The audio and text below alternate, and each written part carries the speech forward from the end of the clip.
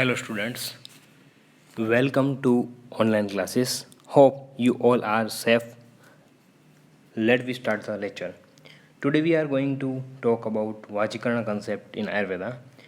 It is the 10th topic of your paper 2 syllabus Kai Chikitsa. First of all, what is the importance of note Vachikarana? In today's scenario, there is significant decline in sperm count and volume of semen in qualitatively and as well as quantitatively, which affecting the fertility of male and female partner. Also, its effect on sexual life of female and male partner. Also, it is noted that cases of erectile dysfunction are increases day by day, and it affects the mental state of male and also female partner, and resulting the mental disorder also is it affects the marital state of both. वैसे बहुत से modern therapeutics and drugs available हैं, but there are very expensive and result is not surable. This is the reason why today to explore the fertility and vigor agents from the herbal sources, and it is the priority.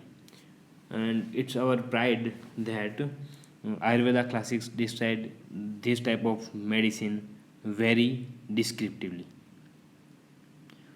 Our acharyas describe fourfold essence of human life: dharma, artha, priti, dharma, artha, kam, and moksha.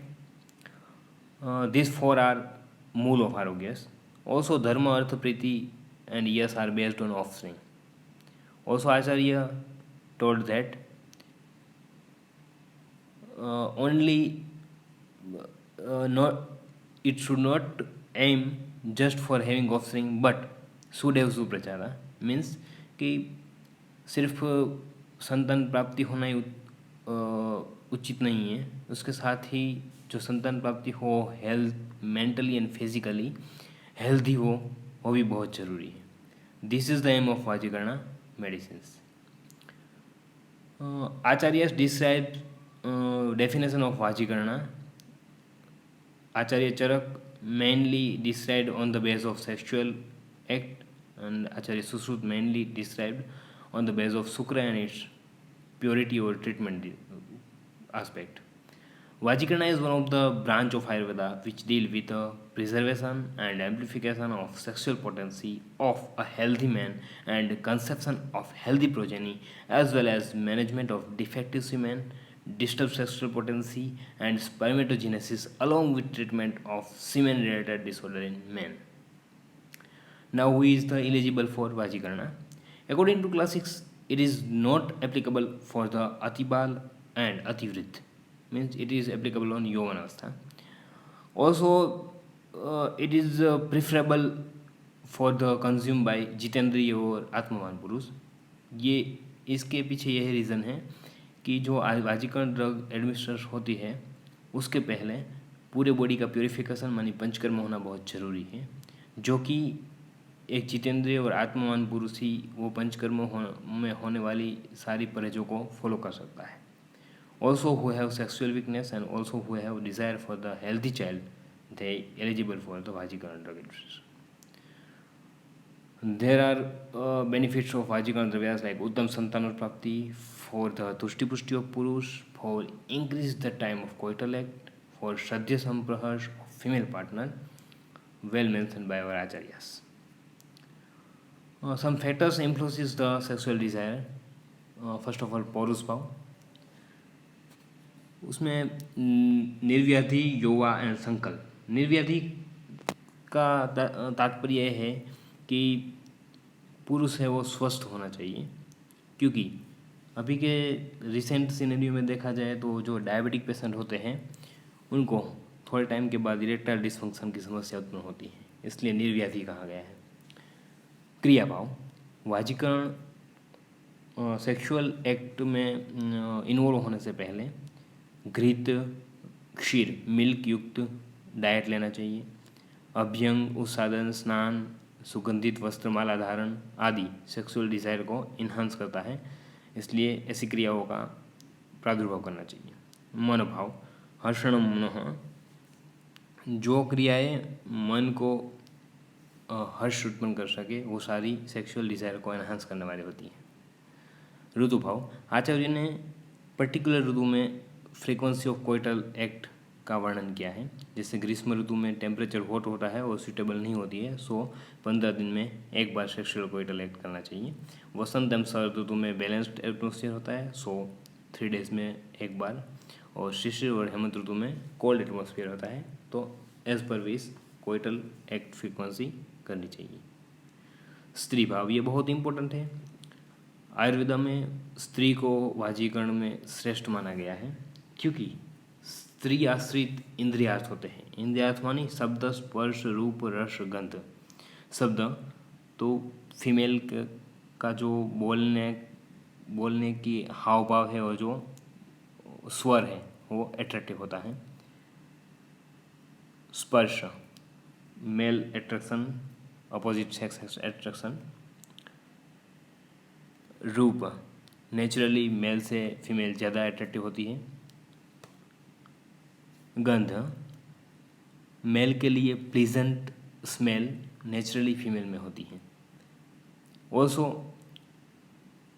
स्त्री में प्रीति विशेष होती है पुरुषों को, और स्त्री की प्रतिष्ठा समाज में भी ज़्यादा दी गई है। जैसे पुराणों में और शास्त्रों में कहा गया है, यत्र नार्यस्तु पूज्यन्ते रमन्ते तत्र देवताः, मीन्स के नारी का सम्मान जहाँ होता है वहाँ पे देवताओं का अधिवास होता है, इसलिए वाजीकरण में स्त्री को श्रेष्ठ कहा गया है।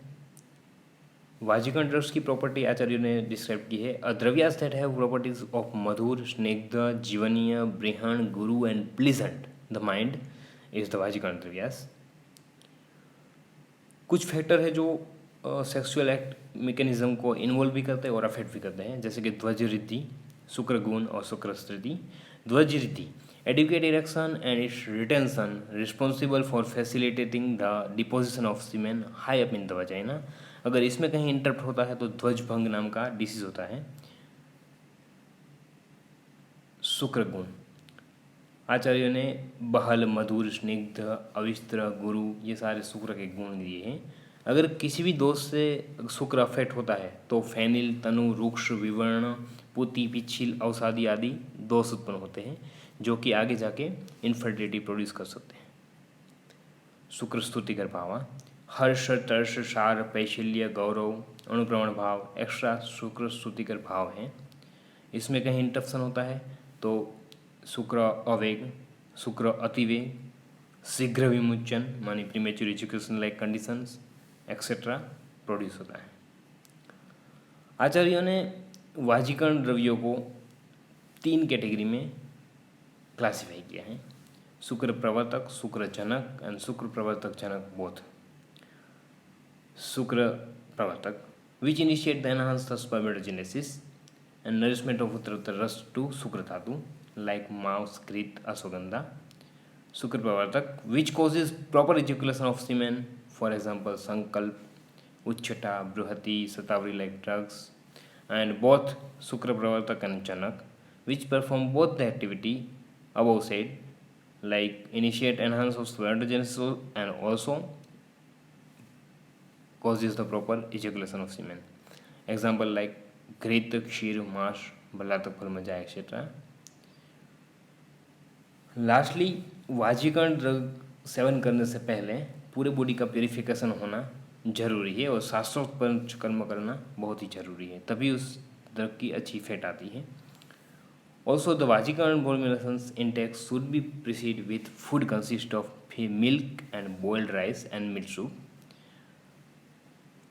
Also, the Vajikaran formulations provides strength to the semen and ultimately resulting it provides healthy progeny to couple. Thank you.